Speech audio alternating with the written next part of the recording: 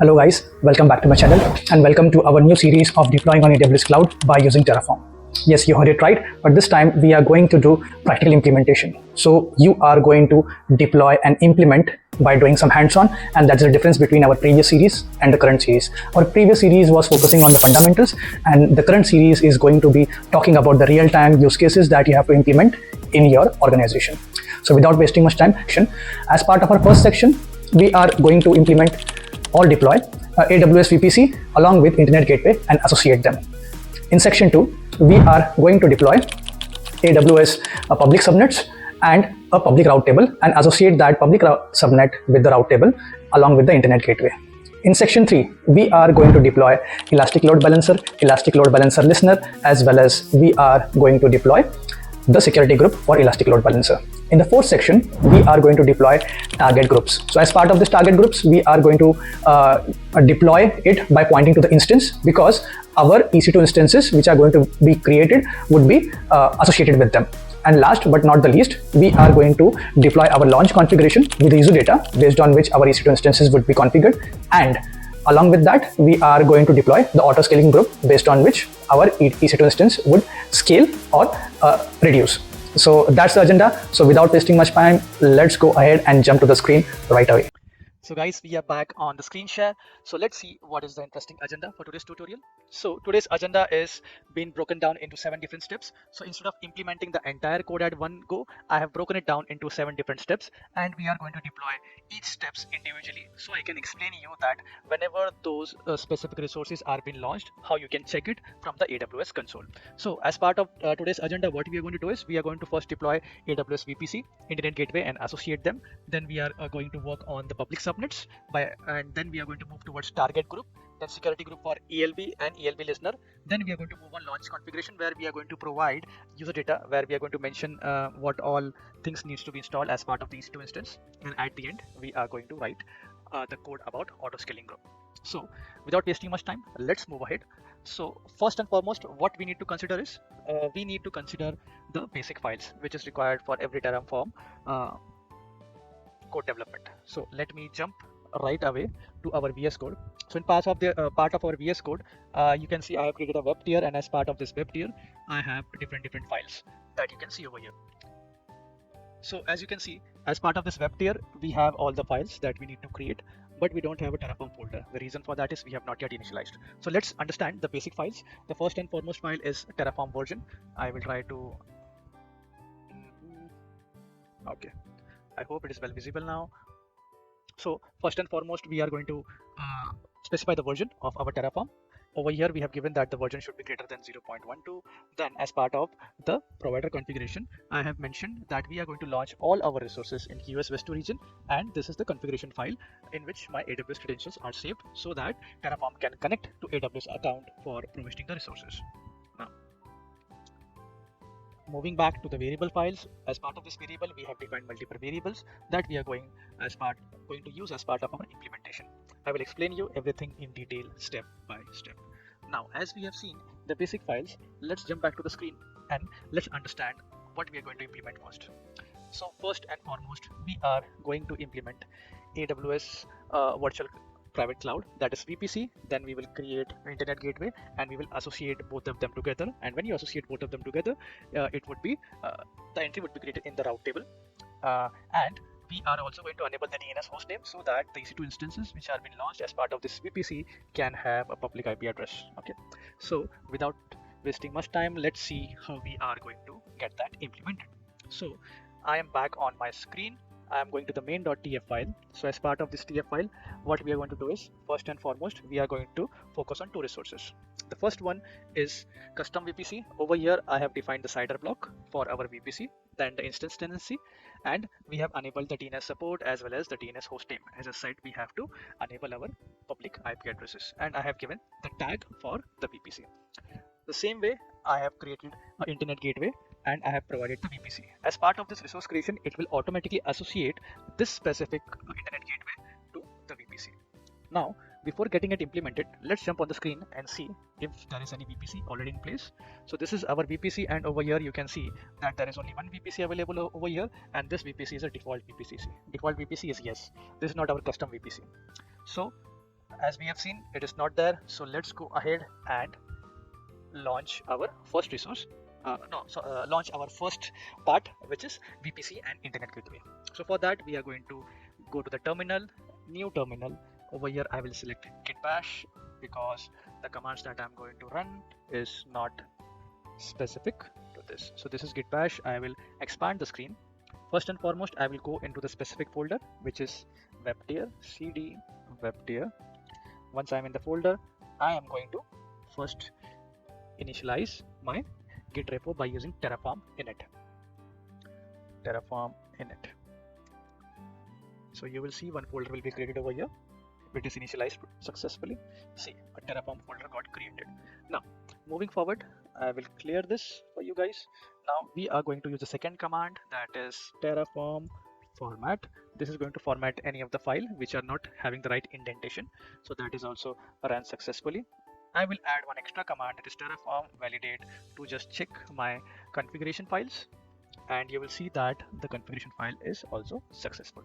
So moving ahead, now we are going to run Terraform plan, and let's see which all resources are going to get created.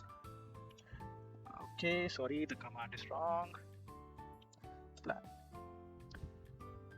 Okay, as you can see, the log.ncl and tf-state file got created, and here we are. So it is going to create two resources for us. As I said, the first resource is going to be Internet Gateway, and the second resource that it's going to create is custom VPC with all the configurations that we have given. Okay, now let's go ahead and clear the screen, and I'm going to write Terraform apply auto approve. Hit enter, and let's see. Okay, so it has started creating it. It is showing as creating over here at the bottom.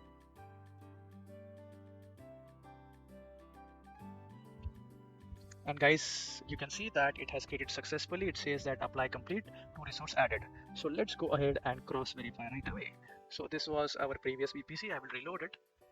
And yes, you can see our custom VPC has been created successfully with the same CIDR that we are looking for. Let me open this specific VPC. I will also show you that correct. See, this is DNS hostname is enabled and DNS resolution is also enabled, as well as we have an internet gateway. So this is our internet gateway that we have created over here. So you can see that this specific internet gateway is associated with the custom VPC. That is how it shows the association. Okay, so that was the first part that we implemented successfully. Now moving to our part 2. So as part 2, what we're going to do is, we have VPC, we have internet gateway, we have the main route table which associates both of them. Now we are going to create two different subnets in two different availability zone, and we are also going to create two route tables. Those route tables are going to be associated with a public subnet. So let's jump back to our code editor. So I am back. I will just bring it down and I will just minimize this. So this was the code which is implemented. I will just minimize this, and what we are going to implement now is, let me just select it, public route table and association. Yes. So I will just uncomment this, and let's go through the code right away. What exactly we're going to do now. So we have, so here is the first resource. So first and foremost, we are going to create a public subnet named as public subnet 1 with under this VPC ID that we have created, that is a custom VPC ID. We have mentioned the CIDR block, and we have mentioned the availability zone, that is US West 2A. And we have also mentioned map public IP on launch. So as soon as any resources are being launched as part of this public subnet, automatically a public IP address would be attached to that specific resource. And we have provided our tags over here, that is a name is public and the type is public. Now let's move ahead. It is the same code. The only difference that you see in public subnet 1 and 2 is the CIDR block and the availability zone. So these two changes along with the tags over here. So once we mention both of them, so what's next? So now we have the code for creation of public subnet 1, then we have the code for creation of public subnet 2. Now what's next? So over here, if I go down, now we are going to create a route table, public route table. Now this route table that you see over here, it is nothing but a public route table. So as part of the creation of public route table, you have to mention the route, that is the route to the internet gateway and the gateway ID. So where we are getting the gateway ID, it is by using interpolation. What is this AWS Internet Gateway? So this is the same resource over here. So as part of this resource, it is taking the name of the resource provider and the name of the resource. So over here you can see, and we are going to fetch the ID. So this is what interpolation we have used over here. So this route is going to be added as one line in the route table. Once it is created, I will show you that also.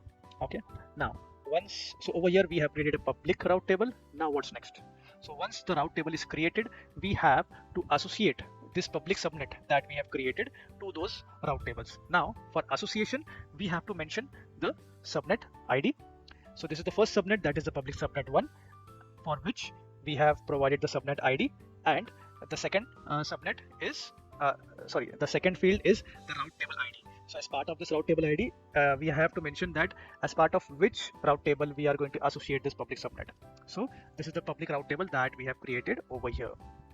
We are providing those two specific resource information as part of this code. Now moving to the second one. So that was the first association that we did, and this is going to be the second association that we are going to do.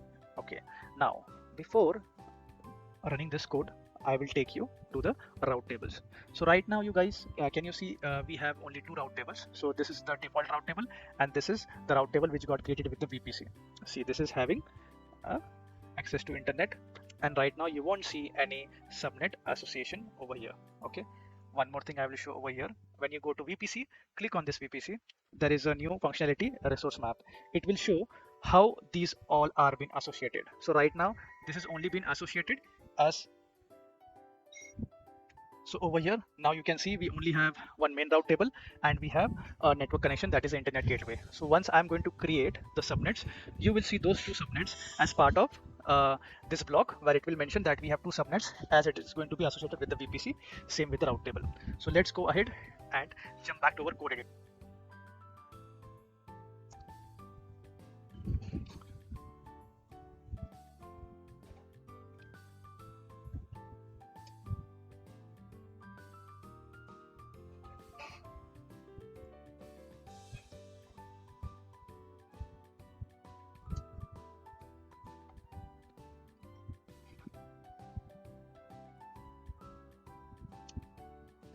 Okay guys, you can see over here that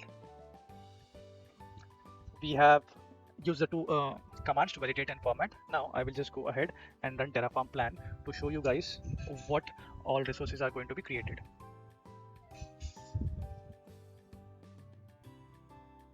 Okay, so it is going to create 5 resources. Let's see what are those resources. Step one by one. So the first, it is going to create the public route table. Then it is going to create the association for those, and then it is going to create the two public subnets. So those are the 5 resources it is going to create. So I will clear the screen and I will run Terraform apply auto approve, and let's see.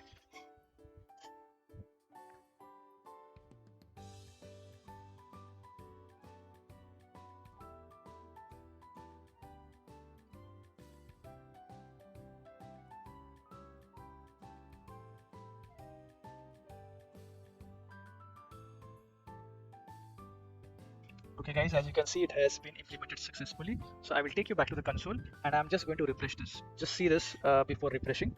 I will refresh it, and here you go. See, this is the VPC. As part of this VPC, we have created 2 subnets. The first subnet is public subnet 1, the second subnet is public subnet 2. Now when I click on this, what it is showing, it is showing the association to the public route table that we have created. So these both are being associated together, and now this public subnet is also showing an entry to an internet gateway. Why? The reason for that is we have an internet gateway entry in that public subnet, which makes it public so that the traffic can flow to and fro to the internet. So this is how all the resources are going to be created. So now I will take you to the subnets first to show you how 2 subnets are created. So over here you can see public subnet 1 and public subnet 2. If I click, this is our subnet 1 and this is our route table for the same. Okay, and the same is, if we go back to the second one, this is the route table. This is by having one entry of internet gateway and one entry of private network.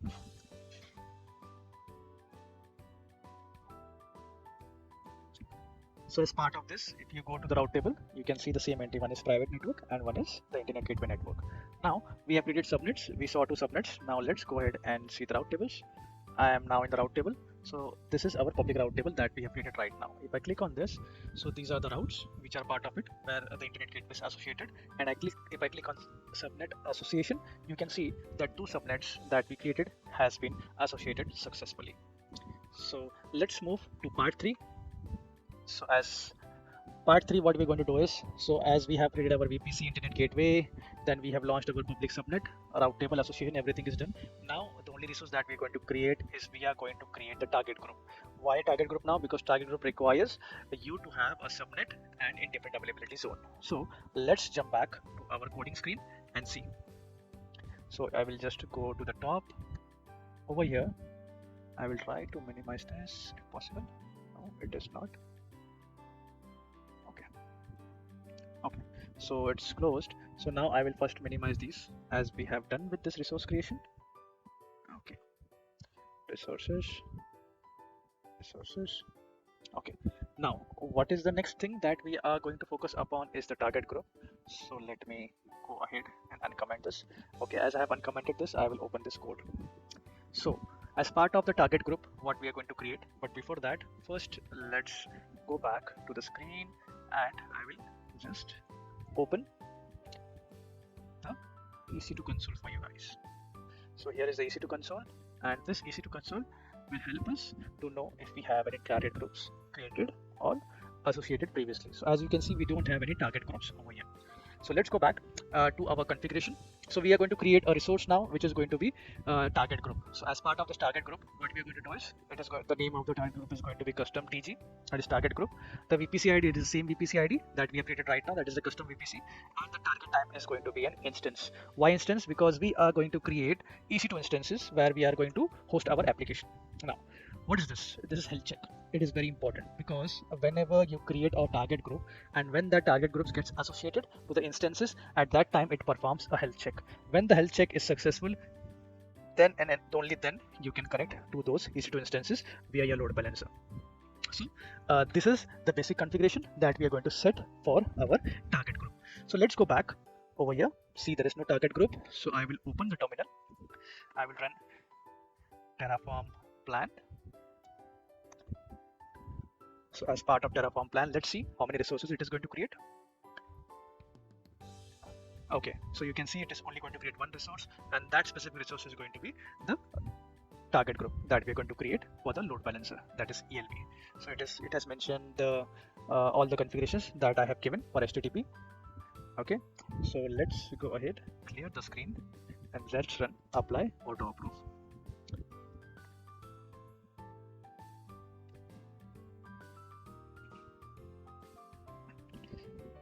So plan to add, plan to change, see to destroy.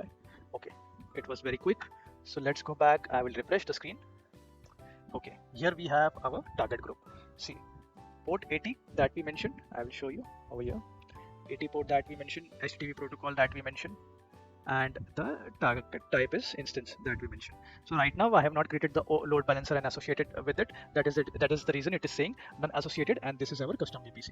And if I click on this, it will give you all this information, and over here it will show. See, this is the basic health check configuration that we have configured over there.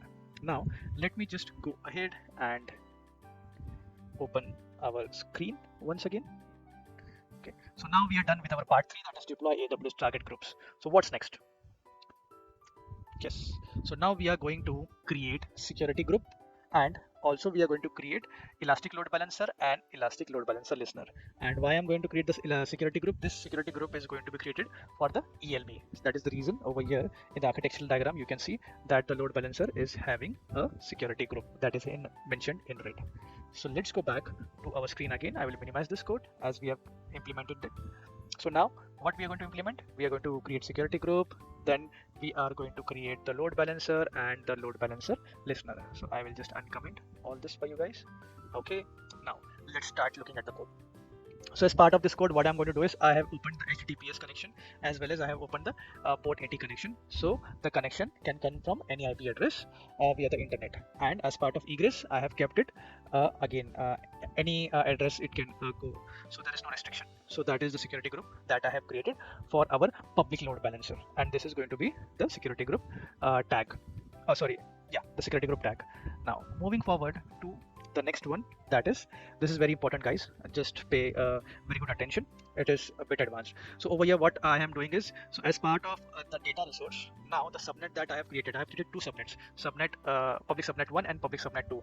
Now while I'm creating the load balancer, I have to pass a list, and as part of that list, the IDs of all the subnets that should be the part of those load balancer has to be mentioned over there. So to get the IDs as a list, I am going to go ahead and use this specific data resource. What this data resource is going to do is, so first of all, I have written here depends on condition. Why I have written? Because many a times when you're going to run this code all at once, it will first run the data instead of creating a public subnet, and you will get an error saying that the public subnet is not yet created, and it is trying to fetch the value out of that value of that specific resource, and the program fails. So in that case, that is the reason I have kept depends on. What is depends on? Depends on is an explicit condition that I have mentioned, where it says that if the public subnet 1 and 2 is not created, this part of code is not going to run. It will run only and only after the successful creation and completion of that specific resource.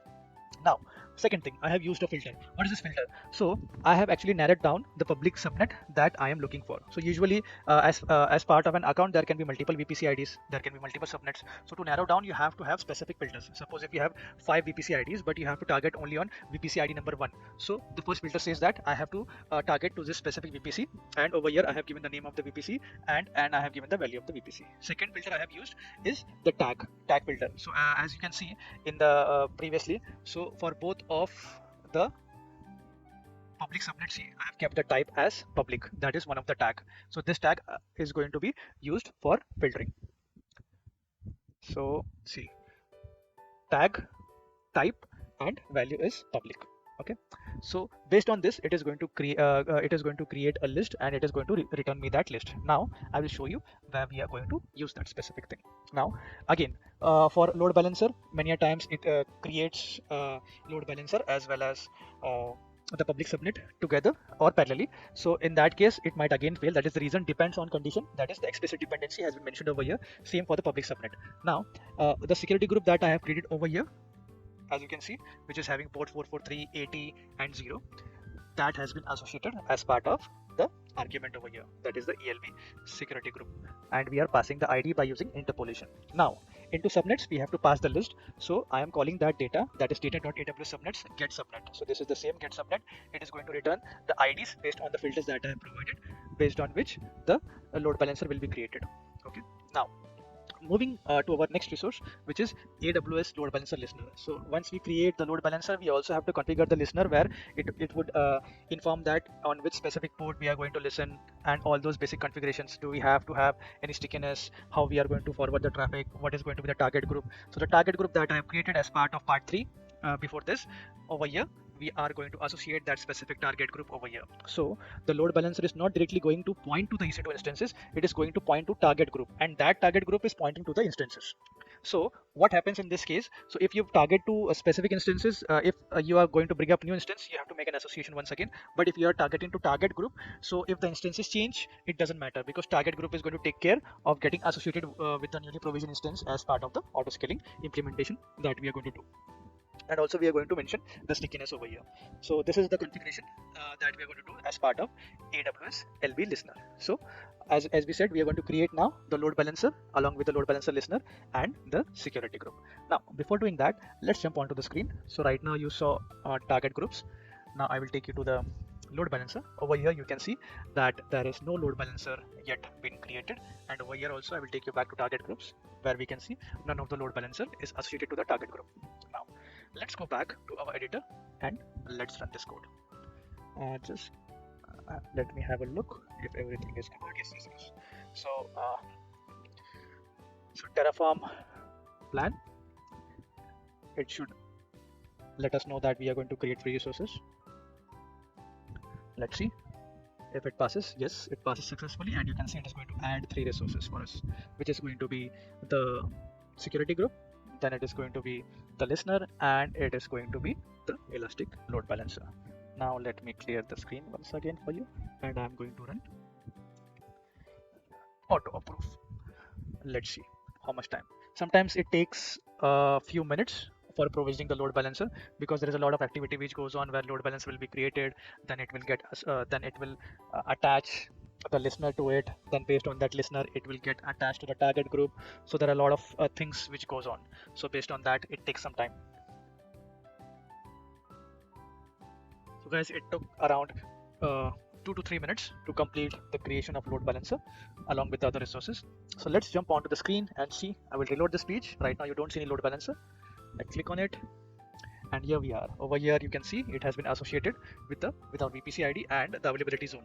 That means the two subnets, that see subnet 2A and 2B, and in a different availability zone, and the DNS name is mentioned over here. If I click on it, it will also show us, see, the listener and the rules. So this is the listener and the rules. If I click on it, it will show that what configuration we have mentioned over here, and it is also showing that we are forwarding our route to the target group. That is a custom target group that we have created, and that you can see over here. See, default actions, forward to target group.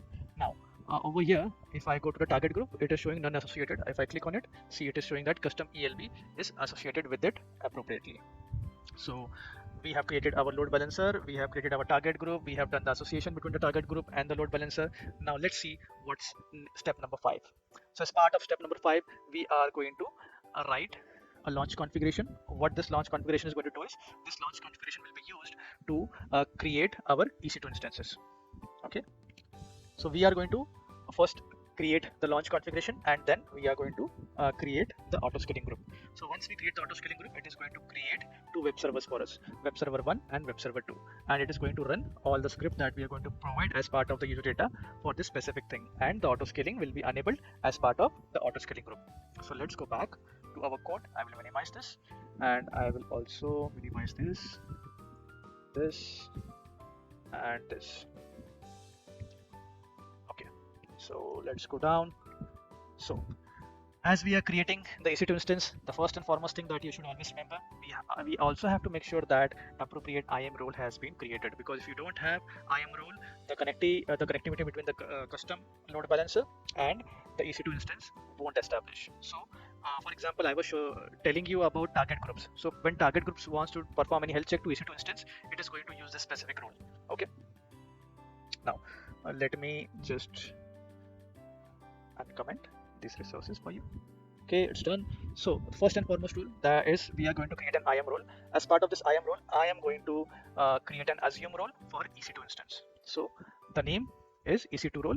Okay, the resource name is EC2 role, and the name of the role is EC2 SSM role. Why EC2 SSM role? Because over here I am also going to attach one inline policy which is going to provide permission for the SSM. Why SSM? Because the EC2 instances that we are going to create, we are not creating any key pair for them so that we can associate with that EC2 instances. We are going to directly connect to that specific EC2 instances by using the SSM, SSM connect, or the connect functionality that we have from the AWS console. Okay, that is the reason I have created this IAM role. Now as part of this, you can see that we are attaching the policy here. So this is the policy that we are going to attach, that is SSM managed in the instance core. So this is going to be associated, where it is going to be associated to the EC2 role. So the IAM policy is now attached to that. Now what is this? This is going to be an IAM instance profile that we have to attach to EC2 instance. So this is the resource that we have created, that is IAM instance profile, where we have mentioned the name and we have associated the role for that IAM instance profile. Now this IAM instance profile is the final product that we are going to pass into our further configuration. So if I scroll down, see, create AWS launch configuration. So the IAM instance profile that I'm talking about, see, it has been associated over here, and it is very important. What is launch configuration? Launch configuration is the configuration that is going to be configured for the EC2 instances that we are going to launch. So if I take you over here, so this is the one web server. So for this web server, whatever configuration is required, it is going to be part of the launch configuration. So in launch configuration, we have mentioned the name prefix, and after that the image ID. Now this is the important, this is again the advanced part that I will show you guys in detail. Let's go to the variables. Okay, now what I have done over here is I have used AWS AMI, and I'm going to fetch the latest Amazon Linux image. So for doing that, what I have to do is I have to mention the owner. So the owner is not going to be someone, it is going to be Amazon itself, because it is an Amazon image. Over there, I am again going to provide the name as one of the filter, where I am going to provide the name as x86-64 GB2. That is what I'm looking for. Then I will be mentioning the virtualization type. The virtualization type is going to be HVM, and I am also going to mention that the root device type for the specific instance that I'm going to use, it is supposed to be EBS. So these are the filters based on which it will automatically fetch the latest image for me, and it is going to pass that specific image as part of this specific ID over here. So that is one good code automation that I have done, based on which you always, whenever you create any image, you don't have to pass on the image IDs or keep track of it, because many a times the image ID keeps on changing. So this code is unidirectional. So suppose if the region changes, it changes with the region also. So it is very beneficial for you if you are going to get that implemented in your office in advanced format. Now, the instance type that I have mentioned over here is T2 micro. Again, if you want to change it based on the implementation that you're doing. So for example, if you're going to create that for development, you can keep it as T2 micro. If you're going to do it for testing, you can keep it as T2 medium. Then for production, you can keep it in T2 large. So for that also, the way I used data over there, you can use some other advanced methodology in Terraform, and you can apply over there. Now, security group. So for EC2 instance also, we are going to create one security group that I failed to check. So this is our security group.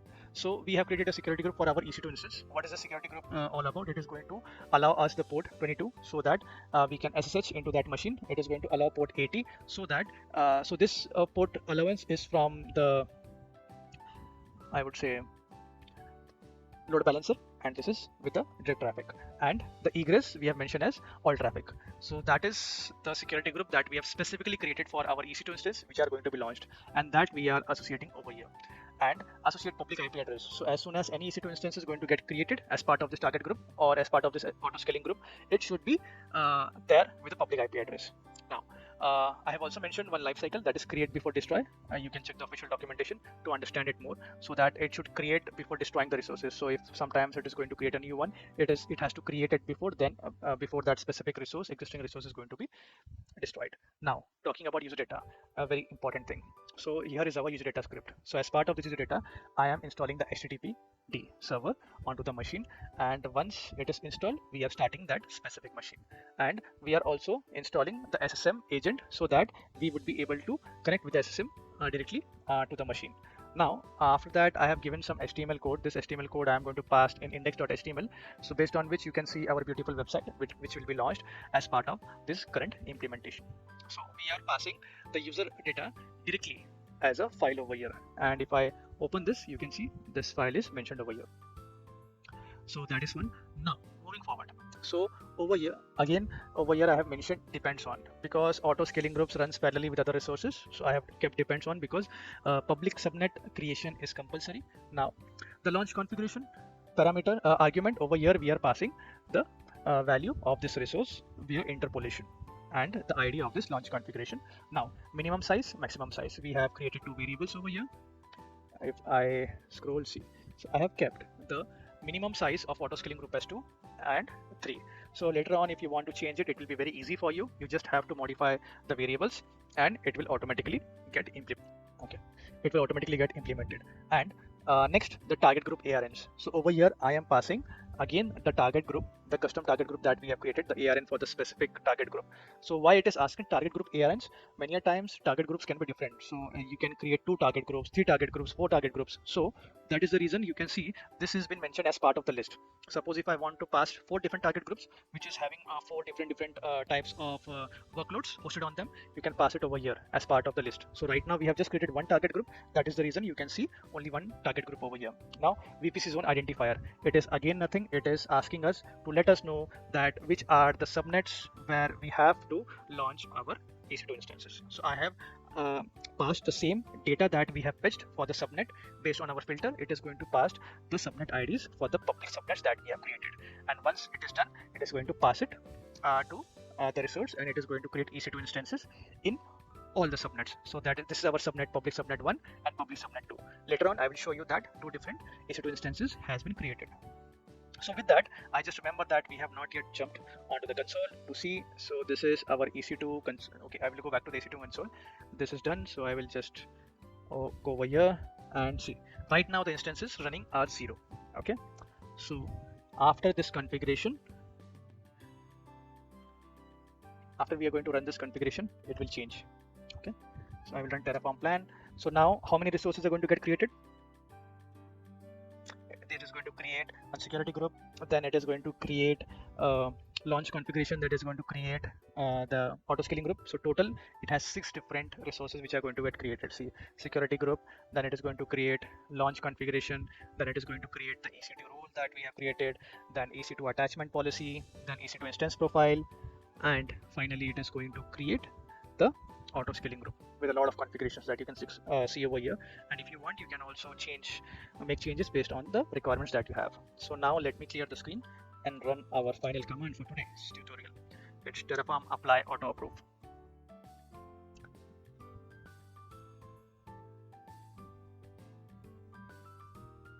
Okay, it has started. So guys, the resource has been created, and as you can see, it took around 2 to 3 minutes to get all the resources implemented. So let's come back to our console. So over here you can see right now it's 0 instances. I will just refresh it and I will click on instances, and you can see that our 2 instances has been created. So auto scaling group, Webteir. Now if I click on these instances, let's see what all configurations we have. Over here you can see the IAM role that we created, EC2 SSM role has been associated. Then as we have mentioned that all the resources which are created as part of public subnet should have a public IP address. Public IP address is over here. This is the public IP address that has been mentioned over here. And the subnets, see, this is the custom VPC and this is the subnet. So right now why you are seeing one subnet, because this EC2 is launched as part of public subnet 1, and I'm sure the other one would be in public subnet 2. Let's go ahead and cross check. Yeah, I'm right. So it's in public subnet 2, and the AMI ID it fetched, see, the same. It is Amazon Linux, and the AMI name you will see it's GP2. Everything is there. Okay, so I think the configuration wise everything looks good. Let's see the security. See, as part of the security group, you can see the port that we have mentioned is all over here. It is allowing the traffic from our load balancer also. So I will just go ahead and open target groups.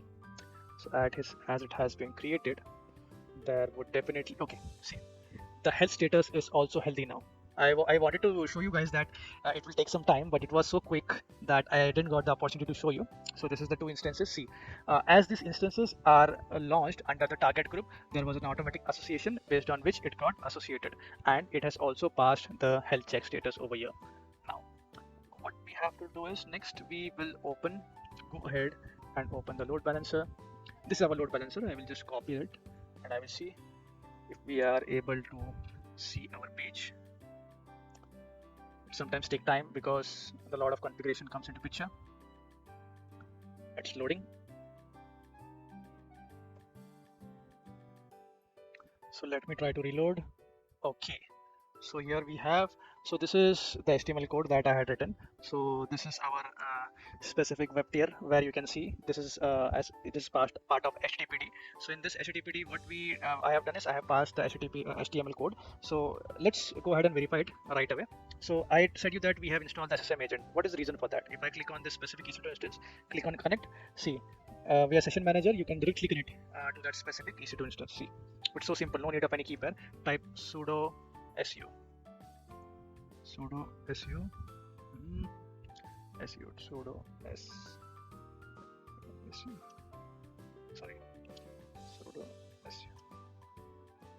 I will clear. Now over here what you can do is you can write, I will do cat, let's see if our file is getting pasted. Let's see if our file is getting pasted over here. If I go in our code, this is the path of our file where we have our code. Let's see we have it.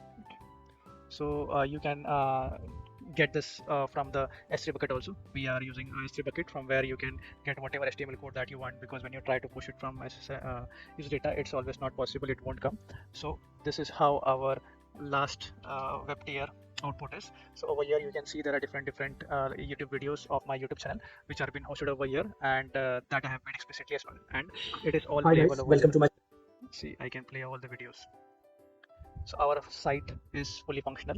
If I keep on loading, see the pace at which it gets loaded. So right now this specific Webteir is being hosted on EC2 instances. So that's the final outcome for our specific tutorial. I hope you guys liked it, and if you have liked, don't forget to like, share and subscribe.